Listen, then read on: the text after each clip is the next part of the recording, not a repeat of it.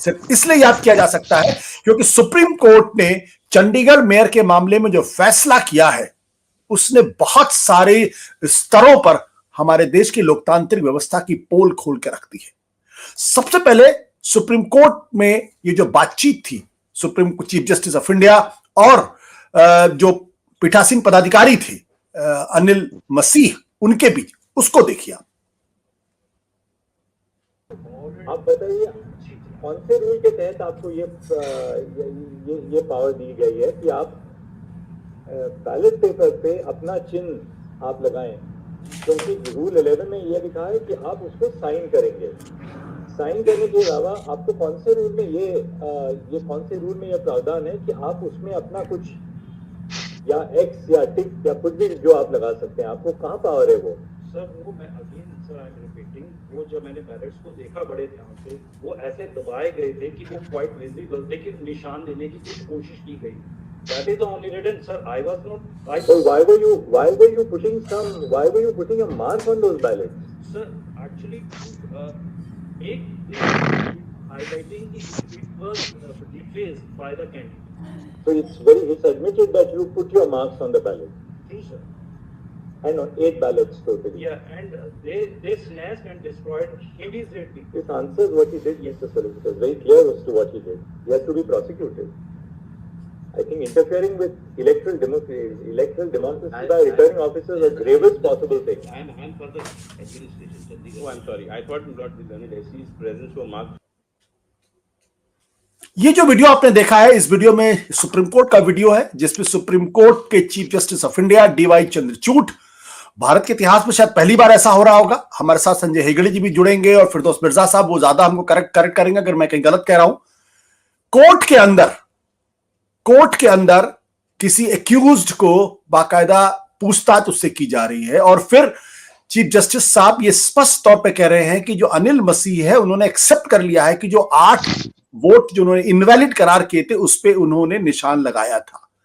और तब नाराज होकर चीफ जस्टिस ऑफ इंडिया कहते हैं ही शुड बी प्रोसिक्यूटेड, क्योंकि भारत की लोकतांत्रिक चुनावी व्यवस्था में इसने गड़बड़ी करने की कोशिश की है। यह वीडियो आने वाले लंबे समय तक याद किया जाएगा और यह अपने आप में महत्वपूर्ण है, क्योंकि न केवल सुप्रीम कोर्ट ने उसको प्रोसिक्यूट करने की बात की है बल्कि वहां पे बैलेट पेपर मंगाए गए हैं, उन बैलेट पेपर की काउंटिंग हुई है और काउंटिंग करके सुप्रीम कोर्ट ने कहा है कि जो 8 इनवैलिड वोट थे जिनको इनवैलिड करार दिया था इस पदाधिकारी अनिल मसीह ने, वो वैलिड है, लिहाजा आम आदमी पार्टी और कांग्रेस का जो ज्वाइंट कैंडिडेट है उनको मेयर घोषित किया जाए।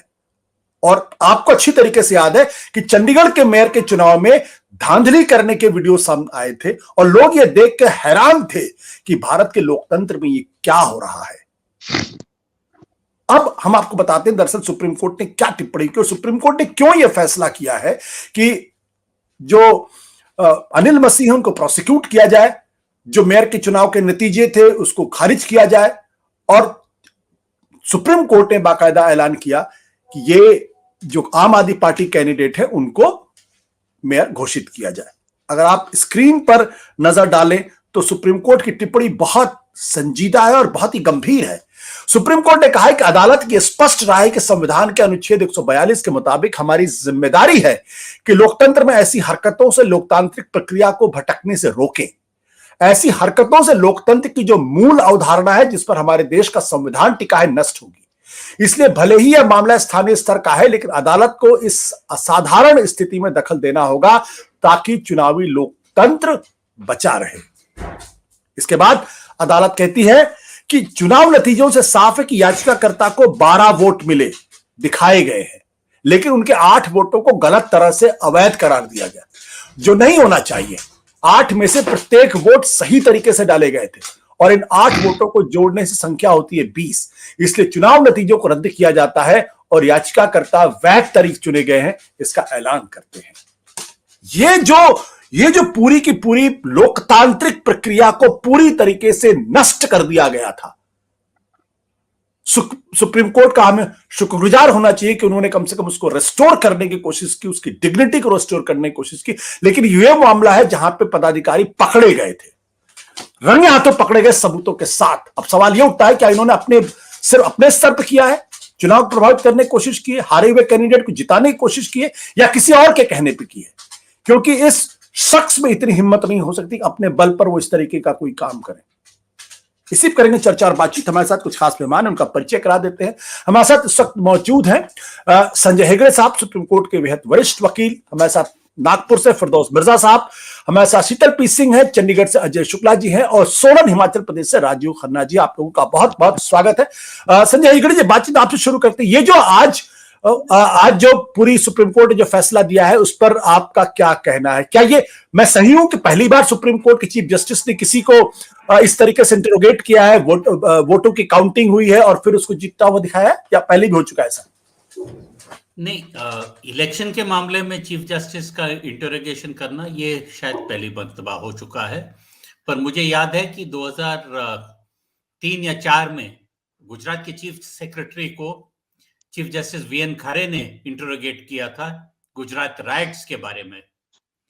पर यहाँ इलेक्टरल ऑफिसर को इंटरोगेट करके फिर बाद में उनका जो पूरा फैसला बदल देना और वोट्स को जो इनवैलिडेट किए गए उन्हें वैध मानना, ये पहली बार हो चुका है। तो ये पूरी तरीके से तो स्थापित हो गया है कि दरअसल चंडीगढ़ के मेयर के चुनाव को बदला गया, चुनाव को पूरी तरीके से एक तरीके से फर्जी हुआ एक तरीके से। जी, जो पद्धति चली उससे ये साफ जाहिर होता है कि जो इंडिया अलायंस की कैंडिडेट था उसको जीतने नहीं देना था, और क्योंकि उनके पास वोट्स थे तो उनके हक में जो वोट्स पड़े उन्हें इनवैलिडेट करने के लिए इलेक्टरल ऑफिसर ने काम कर दिया। पर क्योंकि वो जो बैलेट पेपर्स थे वो तभी के तभी फिर बाद में हाई कोर्ट में डिपॉजिट हो गए थे और उसके बाद सुप्रीम कोर्ट ने उन्हें मंगाया था, तो ये भी साबित हुआ कि उसमें कोई खास इन्फॉर्मिटी नहीं थी। जो कुछ इन्फॉर्मिटी थी वो तो इलेक्टरल ऑफिसर मसी ने खुद किया था। और मसी साहब का एक बहुत बड़ा जो मिस्टेक था वो यही था कि सुप्रीम कोर्ट के चीफ जस्टिस के इंटरोगेशन पर भी साफ साफ चीफ जस्टिस के कोर्ट में, court 1, the first court in the country जी, उस कोर्ट में खड़े होके झूठ बोलना कि नहीं साहब ये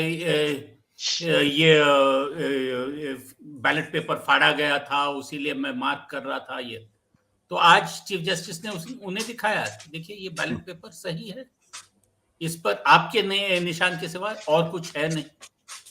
तो उसीलिए उनका जो पर्जरी के लिए कंप्लेंट दाखिल क्यों ना किया जाए उसके लिए शो कॉज नोटिस दिया गया है।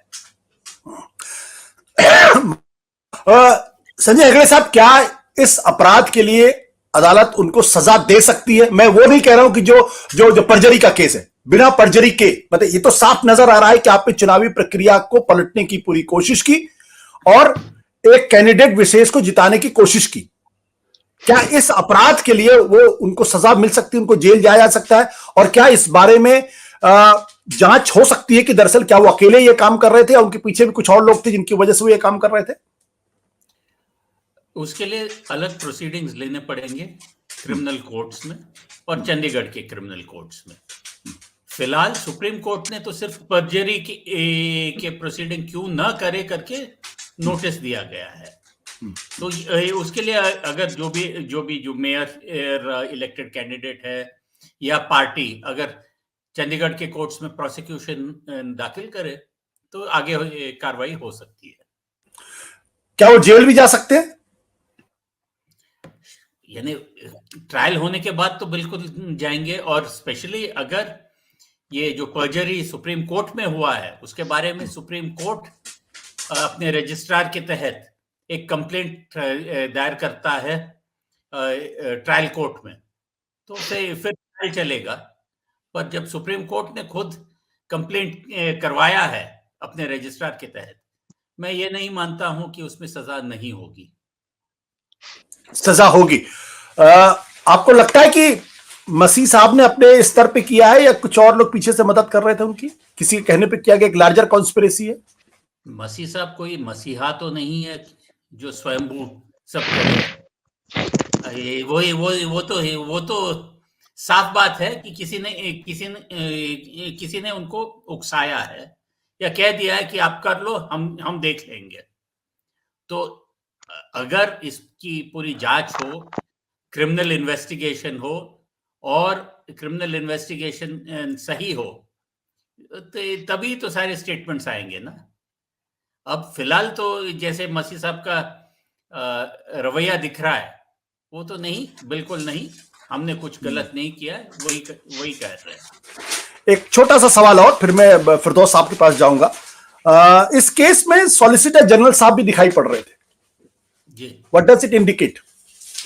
नहीं, वो तो देखिए, चंडीगढ़ एडमिनिस्ट्रेशन एक गवर्नमेंट है और गवर्नमेंट्स अमूमन गवर्नमेंट लॉयर्स को पेश करते हैं, और सॉलिसिटर जनरल साहब तो अटॉर्नी जनरल के बाद सबसे बड़े गवर्नमेंट वकील है।